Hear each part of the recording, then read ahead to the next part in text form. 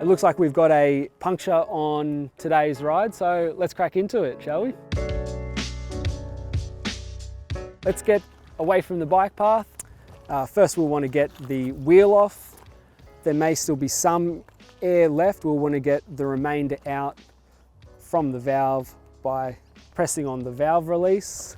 Once the remainder of the air is out of the tube, the first step is to loosen the bead off of the rim, and then using the tyre lever, you'll pry one side of the tyre out of the rim, working your way around the tyre to free it, and track it round the tyre, removing it all the way around.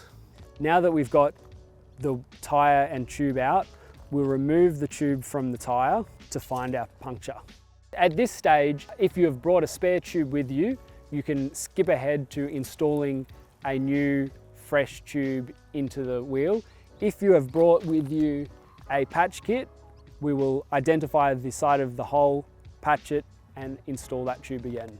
Typically the contents will include the patch itself, a rubber solution to adhere the patch, and an abrasive to prepare the area for patching. To identify the side of the puncture, we'll inflate the tyre so that we can hear, see or feel the air coming out of the hole. You'll want to slightly overinflate the tube so that the air hisses out.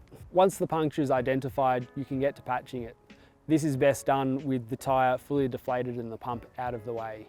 First step will be to select an appropriately sized patch. We have a pinhole size hole, so we can use a smaller patch today. First, you'll want to prepare the area by lightly sanding it. Next, we'll apply the rubber solution. When choosing the amount of area to cover, go slightly wider than the size of the patch rather than slightly smaller. The beginner trap when patching is to consider this like a glue. It's not, it's a cement, it's a chemical bonding. You want to allow the glue to dry before applying the patch. In fair weather conditions, this usually takes around 2 minutes. Removing the patch from the foil, being careful not to contaminate the area. You'll know when the solution is ready when it stops appearing wet and starts to appear glossy and tacky. Once the solution is ready, we can apply the patch. I can feel as I'm applying the patch, I know it's ready because it is sticking straight away. Using the edge of the patch kit box, massage out any potential air bubbles, ensuring good adhesion. Allow to set for 1 more minute.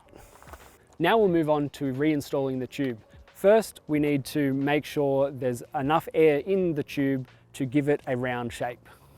Before replacing the tube back in the tyre, be sure to check that there is no more sharp debris left in the tyre. Once you're confident there is no sharp debris remaining in the tyre, you can install the tube. Most tyres are directional. Make sure to orient the direction of the tyre with the wheel. This will be written on the sidewall somewhere if you are unsure with an arrow. You can also tell by looking at the tread, the forwards direction will typically form an arrow in the direction of rotation. Start by placing the valve into the valve hole.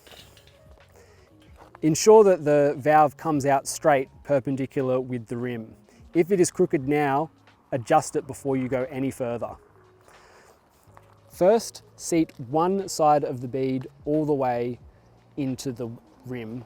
Once one side is fully in the tyre all the way around, ensure that the valve is still nice and perpendicular with the rim. Next, fold the other side into the rim, ensuring the valve is out of the way, and then working your way all the way around.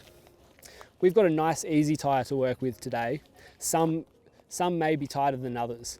Once the tyre is back on, we will inflate the tyre slightly and then check that the tyre is securely on the rim before applying full pressure.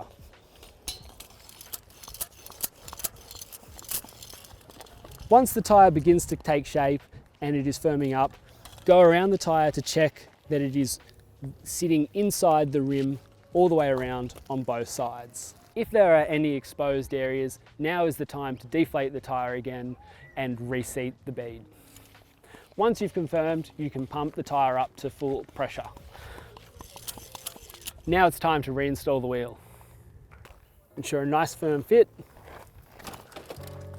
and we're ready to go.